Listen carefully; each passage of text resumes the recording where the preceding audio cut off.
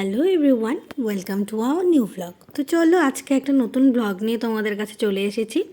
আজকের ব্লগটা অনেক ফাস্ট ফরওয়ার্ডে করেছি, কারণ অনেকটা বড় হয়ে গেছিলো। ভেবেছি একটা রেসিপি তোমাদের সাথে শেয়ার করব। তো অনেক রকম রেসিপি তো তোমাদের সাথে শেয়ার করেছি, চিলি চিকেনটা হয়তো শেয়ার করা হয়নি। তো ভাবলাম আজকে যখন বানাচ্ছি একটু শেয়ার করি।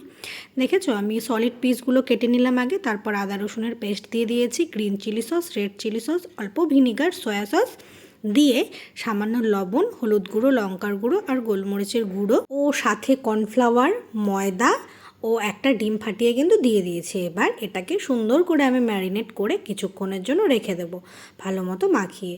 চলো এটাকে ভালো মতো মাখিয়ে নিয়ে এই যে জিনিসগুলো কেটে রেখেছি চিলি চিকেনের জন্য, ক্যাপসিকাম, পেঁয়াজ, আদা কুচি, রসুন কুচি, লঙ্কা কুচি, এই থালাটা দিয়েই ঢেকে রেখে দেবো কিছুক্ষণের জন্য। আর আমার বর অনেক দিন থেকেই আবদার করছিল নান খাবে, তো ভাবলাম ঠিক আছে আজকে তাহলে বানিয়ে দিই, যেহেতু চিলি চিকেন বানাচ্ছি সেই কারণেই। দেখেছো ইস্টটা ভিজিয়ে রেখেছিলাম কি সুন্দর ফুলে গেছে। এইদিকে ময়দাতে আমি সামান্য লবণ দিয়ে রেখেছিলাম, আর ইস্টটাতে তো গরম জলে যখন ভিজিয়েছি তখন তাতে চিনি দিয়ে দিয়েছিলাম 1 চামচ, সেই কারণে আর চিনির গুঁড়ো এখানে দেইনি, শুধু লবণই দিয়েছিলাম। এবার দেখো ময়দাটাকে সুন্দর করে ময়াম দিয়ে মেখে আমি কিন্তু ঢাকা দিয়ে রেখে দিয়েছি। এদিকে এক এক করে পকোড়াগুলো ভেজে নেই। চলো একবারে দেখো পকোড়াগুলো ভাজা হয়ে গেছে, এবার কিন্তু দ্বিতীয়বারেও পকোড়াগুলো ভেজে নেব।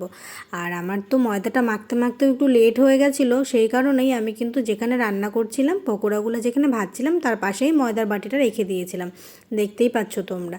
এদিকে দেখো দ্বিতীয়বারেও পকোড়াগুলো আমার ভাজা হয়ে গেল। এই পকোড়াগুলো ভাজতে ভাজতে কার বাড়িতে কটা শেষ হয়ে যায় আমাকে একটু জানিও কিন্তু কমেন্ট করে। দেখেছো পকোড়াগুলো ভাজা শেষ হয়ে গেছে, এবার তাহলে চিলি চিকেনটা ঝটপট করে নিই। চলো তেলে সামান্য আদা কুচি, সামান্য রসুন কুচি দিয়ে ক্যাপসিকাম আর পেঁয়াজটা দিয়ে দিলাম।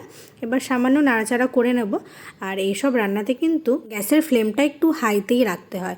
তো যাই হোক, পেঁয়াজ আর ক্যাপসিকামটা হালকা নরম করার জন্য আমি একটু লবণ দিয়ে দিয়েছিলাম। আর মাঝে হয়তো আমি কোনো একটা কাজ করছিলাম, তো দেখো ওই পণ্ডিত এসে আবার নাড়াচাড়া করছে, আবার এসে ডায়লগও দিচ্ছিল যে আমি কোনো রান্নায় হাত না লাগা তো টেস্টি হবে না। তো যাই হোক, তারপর দেখো পরিমাণ মতো আমি কিছু সস দিয়ে দিয়েছিলাম, তাতে ছিল soya sauce, red chilli sauce, green chilli sauce, সামান্য ভিনিগার আর একটু শেজওয়ান সস দিয়েছিলাম একটু ঝাল ঝাল খাবো জন্য আজকে।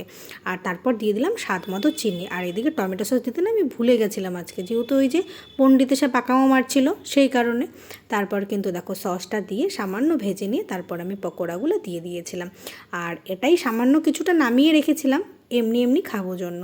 আর তারপর আমি কর্নফ্লাওয়ার গোলা জল দেখো দিয়ে দিলাম, ঠান্ডা জলে গুলিয়ে রেখেছিলাম সেটা, আর দিয়ে দিলাম সামান্য 1 বাটি ছোটো বাটির জল। এবার এই গ্রেভিটা ফুটে গেলেই কিন্তু আমি নামিয়ে নেব, যেহেতু অল্পই আছে আর গ্রেভিও যেহেতু অল্পই রেখেছি সেই কারণে অতটা টানাবো না।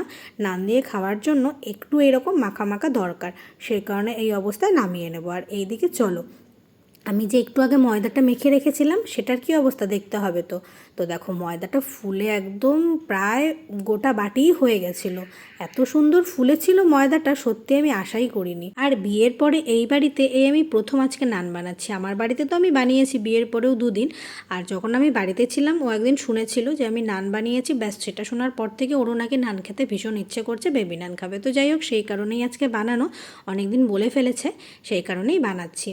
তো প্রথম দিনই এতটা ভালো বানিয়েছিলাম এই বাড়িতে, সত্যি মনটা খুব ভালো হয়ে গেছিলো। কোনো কিছু রান্না করতে নিয়ে যদি নষ্ট হয়ে যায় তখন যেরকম মনটা খারাপ হয়ে যায়, ভালো হলে কিন্তু মনটা ঠিক ততটাই খুশি লাগে। এদিকে দেখো আমি নানটা বেলে নিয়েছি আর তলায় সামান্য জল দিয়ে দিলাম, দিয়ে এবার কিন্তু তাওয়ায় বসিয়ে দিলাম। আর এটা না আমার একটা ননস্টিকেরই তাওয়া, আমি জানি এটা তো বসবে না, তবুও একবার ট্রাই করেছিলাম যদি বসে যায়, যেহেতু অনেক দিন থেকে ইউজ করছি এটা খসখসে হয়ে গেছে। তো তারপরেও দেখলাম যে না, তাওয়ায় দেওয়ার সাথে সাথে তাওয়া থেকে ছেড়ে দিচ্ছে। তারপর কি করবো, কোনো মতো জোগাড় করে তো ওটা বানিয়ে নিয়েছিলাম। তারপরে মাথায় আইডিয়া এলো যে তাওয়ার নিচটায় করা যাক। তো তারপর তাওয়াটা ভালো করে ধুয়ে নিয়ে তাওয়ার নিচেই কিন্তু আমি নানগুলো করেছিলাম বাকিগুলো।